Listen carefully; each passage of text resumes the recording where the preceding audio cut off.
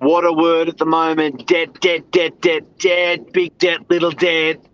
What's the right debt? Stay tuned. We're going to talk about it now.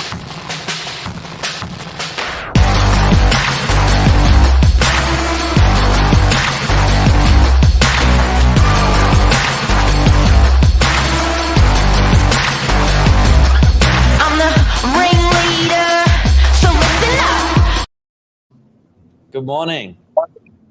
Billy, how are you? I'm good.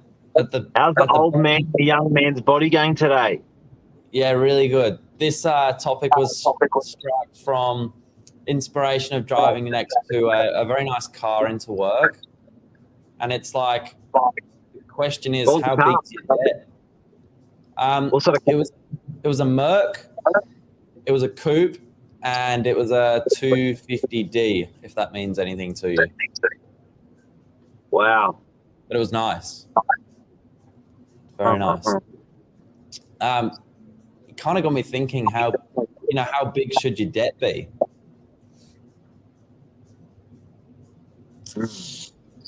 And, there kind of is no right answer. But where we're going to go with this morning is, is it a bad thing to have big debt? Is it bad for the soul? Is it bad for business? Is it bad for stress? Or is it good? You're an advocate for debt, though. You quite like it. In a good way. In a good way. Good kind of debt. What's your take? I think the best of us have debt. I think if you take your cross sections of your buddies, mates, chums, people in business, landlords, everyone, I think everyone's got it. It's funny, we were just having a quick look at some stats. 66% of people in Australia own a property, and 30% of people are debt-free, which I thought was awfully high. I thought it would be a lot less than that. So 30% are mortgage-free, sorry. And that seemed to be down from 37% in 1999. So there's more debt now. So people, that's out of all the property owners, a third of them on that property don't have a mortgage. That's pretty big. That's pretty big because when you're worrying about interest rates straight away, a third of those people that own houses don't have to worry about those interest rates going up. Yeah, that's right. Could you blame that on an aging population? I don't know. There seems to be, a lot of money tied into property. Yeah, probably good disciplines when people are younger, I reckon. Do you know what I mean? Like when people bought something in 1980, 1990 for their families, with their family, stayed there, paid it off. Done. Yeah. Healthy. Yeah. And for a lot of people, that's the dream, right? The Aussie dream is to go either build a house or, eventually buy something and have it all paid off. But I guess everyone's version of the Aussie dream is a little bit different because some people really want to then go and own multiple properties. And, it's interesting. Like which way have you found it to be, have you found it less stressful owning one property versus a couple, or? I think. Look, I've always been I've always been a fan of annuity. Annuity is that income that comes in every year. You do nothing, you do something. That income still comes in every year. So it's that consistency. And I think if you create an annuity, particularly once you've paid off, that just keeps coming in. It's healthy. That's good, healthy. And I think that its appetite for healthy debt, not healthy debt, is really the topic that should be discussed. The difference and Yeah. kind of the examples of that. So, Yeah. yeah, the example we had this morning was, everyone's obviously focused long term with property, which is the way it should be. But say, for example, you're focused on the short term and you're trying to find a property that is positively geared, meaning it's not really costing you anything on the pockets to hold. And like capital growth is just a reward for being in the game. Is there any downside to that? I guess the only downside is having the mortgage over your head. But if it's covered for the short term, is there any reason to worry about that? I think you're exposed. I think you're vulnerable. Interest rate rises. Yeah. I think that managing that in your mind is tricky for people because it can become a little bit negative just about carrying that debt and sleeping with that debt. Yeah. Sleeping with that big debt. So it's interesting. And I think with managing that debt, so many techniques come with it. You've got tax, you've got the debt itself, you've got interest rate rise going up, you've got repayments, you've got the property. If you've got to rent it out, you've got tenants moving in, tenants moving out. It's multifaceted when you own that debt to property. Yeah. We've talked about property a lot. There's car debt. Say again. There's car debt. It's car debt. Yeah, you're echoing a little bit this morning. I got that as well. Thanks, Steph. Hope you're well, by the way. But yeah, there is all types of debt, and like you referred back to good debt versus bad debt. But does it kind of make you, I guess, hungrier, want to do better? Do the overheads either kind of make or break you a little bit? Is that echoing gone? Yeah, better. Actually, Stephanie's saying it's very echoey. Let me see if I can fix this. Yeah, go ahead, Billy. What are you saying?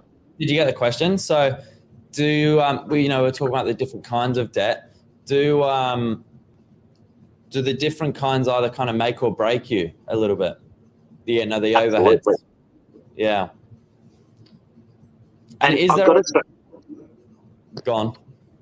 They do make or break you, and I have to say that people watching people out there at the moment, and over the last 10, 20, 30 years in business, that definition or that prioritization between good debt and bad debt is what the clients that are successfully managed have done. So, and I often talk about it with my kids because they're starting, young, at 16, at 24, they're starting young. And I think if you're, like last night, I was talking about subscriptions to news services, to media services, your Netflix, your Binge, your Disney, and all that sort of stuff. And I think often they are debts. They are very small debts, but they do erode or corrode away your account, and you can actually become used to bad debt quite early, or you can become used to good debt quite early. And I think you've really got to watch that. And as you grow, into being a young adult, I think if you learn how to manage that good debt and bad debt real early, and I don't know if they teach that at school well enough, but when I was talking to my eldest daughter last night, I was saying, look, work out with your boyfriend what subscriptions you've got and what subscriptions he's got, and cancel some out. Do you know what I mean? I know that they don't live together, but often these subscription services will work in different locations. Like just having a good, healthy think about those debts that you're running. Are they necessary? Are they healthy? I think when it comes to debt, if you can have that power of prioritization with good debt and bad debt, I think you're done. I think you're going to be you're going to be successful with it or unsuccessful with it. Yeah, that's a good one. And the other question I had for you is, and you can ask you, I love how you can ask your parents this one, but you know, doing a whole lifetime of owning no property and then owning one property and then a couple, which has been your favorite? So what do you mean by that? Well, you know, obviously start out, you've got no properties, but by the end of it, you might have a couple. And, you know, your likelihood, your debt's getting bigger, but did you like change at all? No. Did it change you? Did it change you? No. See, there you go. I find that very interesting. Yeah. Can you ask that question again, just to make it clear for everyone? It's a big question for a young man. The question is owning no property versus owning one property versus owning a couple of properties. By the end of it, the likelihood you've got some quite big debt. It is good debt, but it's still big debt. Did it change you at all? And did you have a preference? Again, the answer is no, but I do have to say, with the first property, it was all in. Yeah. It was all in. There was no backup plan.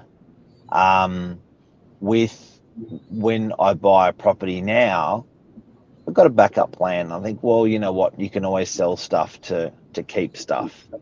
So there's a backup plan. But on the flip side of that, you feel like as a whole, there's more to lose if you screw it all up. So that's sort of where you make up less stress in one aspect. You sort of carry a bit more burden because you're worried about protecting the swag of cash. Do you know what I mean? And it's there's a responsibility that goes with it to you and your family, and you know. So yeah, it's interesting. But all in all, I reckon it's just managing it in your mind and pushing along. I think it's all hard. It's all hard. There you go. Nothing to be worried about though. You know what? Most people do it. Most people do it, and it serves most people well. I think people are second guessing themselves at the moment with the property market not on the upward trajectory. So why would you buy a property if it's not going like that?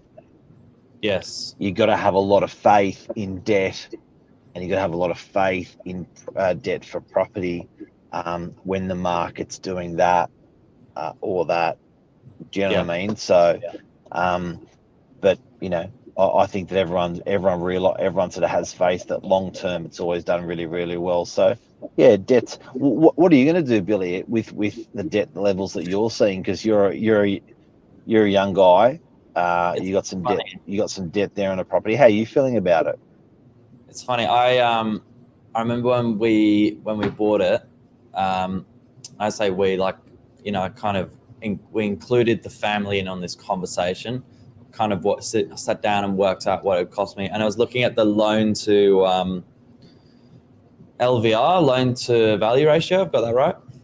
Yep. Yeah. Kind of looking at like how much debt I'm in versus like income and things like that. And I reckon pretty confidently say that I'm in the highest amount of debt I'm going to be for the rest of my life. So I reckon it's only going to get better, even with more properties coming. Yeah. On a percentage basis from loan to the value of the property. Yeah, percentage. And that's quite exciting because it means it's only going to get better. Might as well start it on the hardest, you know, start it at the hardest point now, and then it gets easier. Well, that's it. And you know what? It was an option that you decided to get yourself into. You weren't put into it by anyone else but yourself. So you sort of you just lock and load. That's the show. That's a show. Healthy debt versus not healthy debt. How big is your debt? I think the bigger and healthier seems to be okay, but small bad debts or big bad debts, they're the bad debts you want to stay away from. The ones that aren't generating an income or growth. I like that. See you See you, later. everyone. Hope it helped us. See you, Billy. Thanks, man.